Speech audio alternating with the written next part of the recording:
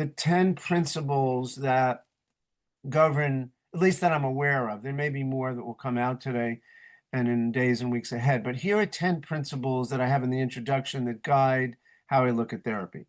The first is that we all have a remarkable capacity to symbolize our pain. We're all what I call artists of the underworld. In other words, we all have an uncanny ability to unconsciously communicate more than we know about where we're trapped and how we might be freed. That means all of us. It doesn't matter educational background, exposure to therapy, or lack of exposure. We all are constantly saying more than we know about what's going on, the true state of our souls. So that's the first. I'm going to talk about this in a few minutes after the Q&A, the two human superpowers. This is one of them, that all of us can give an X-ray, emotional X-ray of what's really going on. And there's great hope in that to me.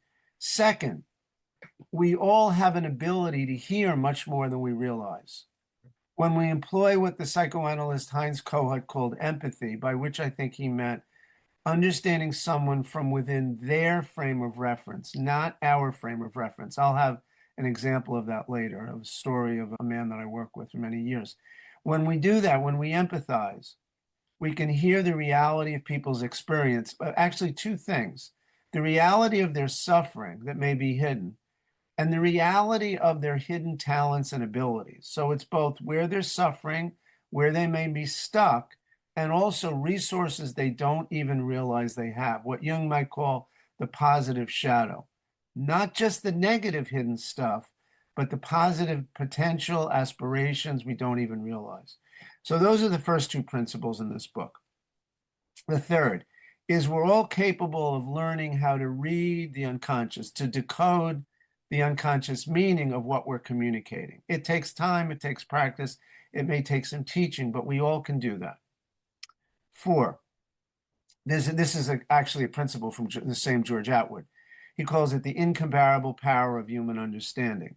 When we cultivate empathy, when we listen to someone from within their frame of reference, we provide an emotional home for their feelings, and that decreases secret shame, alienation, loneliness, and it fosters healing. Again, this is one of the themes.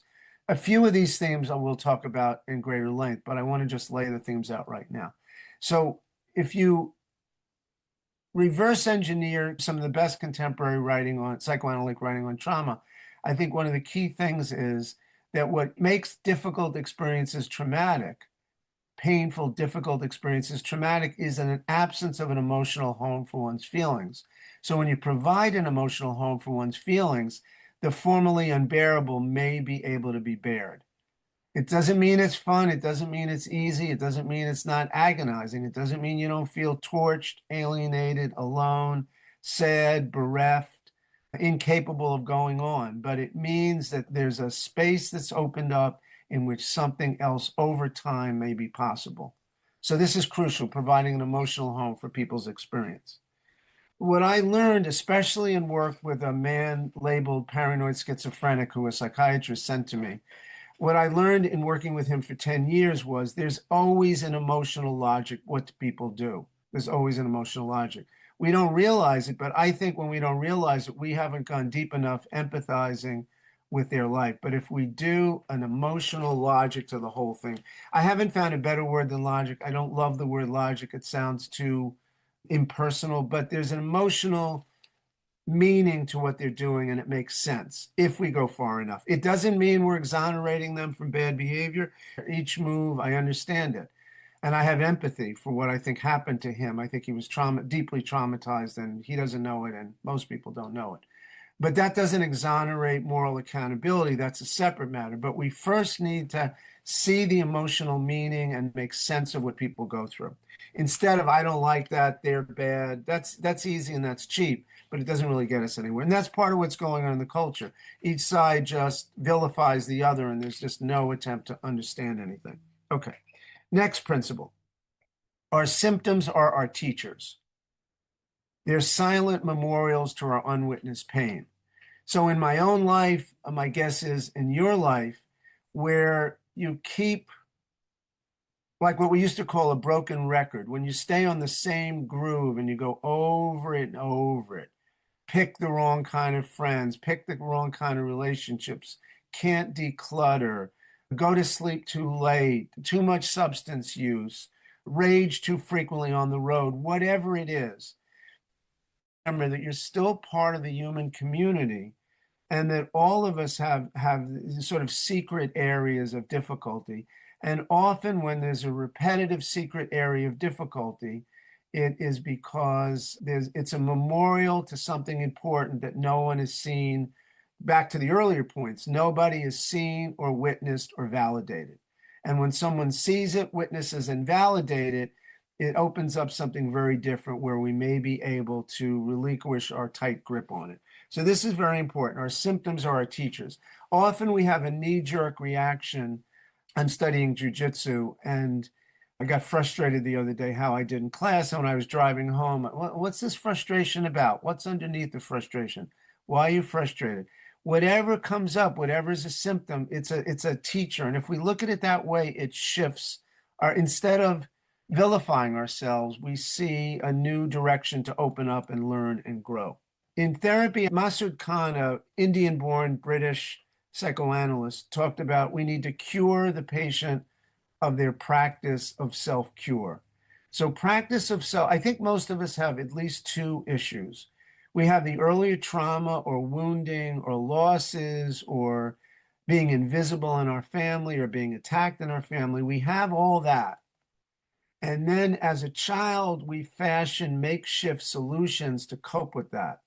I call it, emotional self-splinting. We forge a way to handle it, and it's necessary and it's functional. But just like a physical splint, if you turn an ankle, and your friend gets the bright idea of taking a sock, taking some bark, and making a homemade splint, and then you hobble home. Okay, that splint is necessary and functional, but you wouldn't keep that splint on indefinitely. The area would get infected, it would get weakened, etc. It would lose mobility. But that's what we all do emotionally. We unconsciously fashion, in my opinion.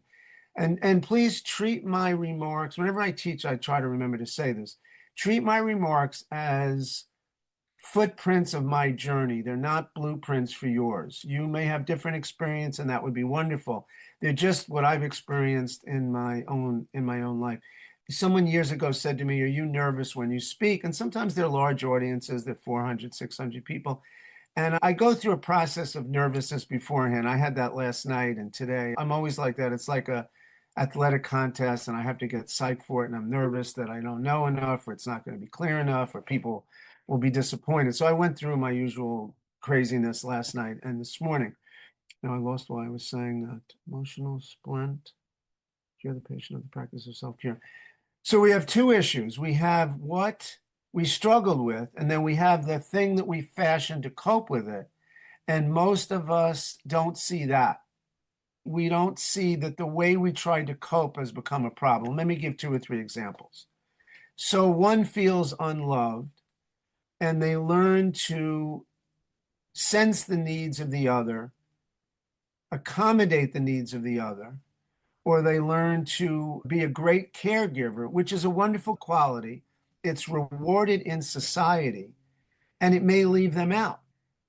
And then they may have hidden resentment comes out, or their back may go out, or they may have headaches, or they may want to eat to soothe their pain, or drink or do drugs to soothe their pain.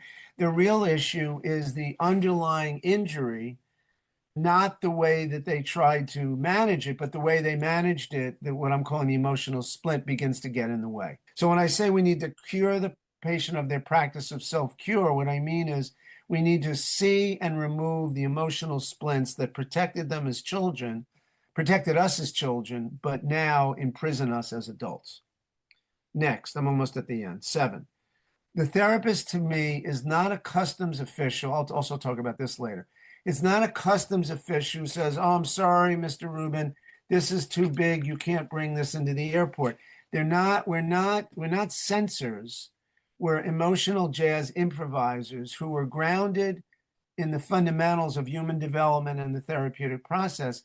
But in the present moment, we have to spring from that. We need to spring from that and be adaptable and creative in the moment. So that's another principle here. The therapist is a jazz improviser, not a customs official. So when I had an anthropologist years ago and they said, can I bring in my dissertation? Or when I had a filmmaker, can I bring in some of my film? Of course. But some therapists would say, no, you're acting out. You just need to talk, leave that other stuff out. But they were trying to communicate. They were trying to connect with me. They were trying to be seen. And so you can't see them and you can't validate them and you can't witness their experience if we're locked behind this wall set up by that we're a customs official and this is legal, this is not legal, et cetera, et cetera. Okay, ninth principle. I'm going to talk about this at the end. One size, in my opinion, never fits all. That's what I was originally going to title the book, but I was discouraged from that. One size never fits all.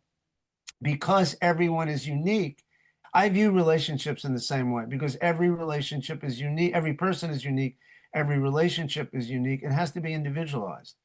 So that's a ninth principle. And then the 10th, this I got from Bruce Lee. He said, absorb what's useful, reject what's useless, and add what is specifically your own.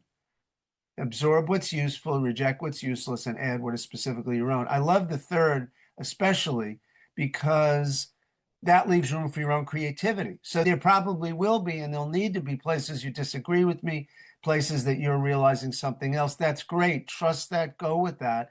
That's your leading edge of your own creativity and your own authenticity. So trust that.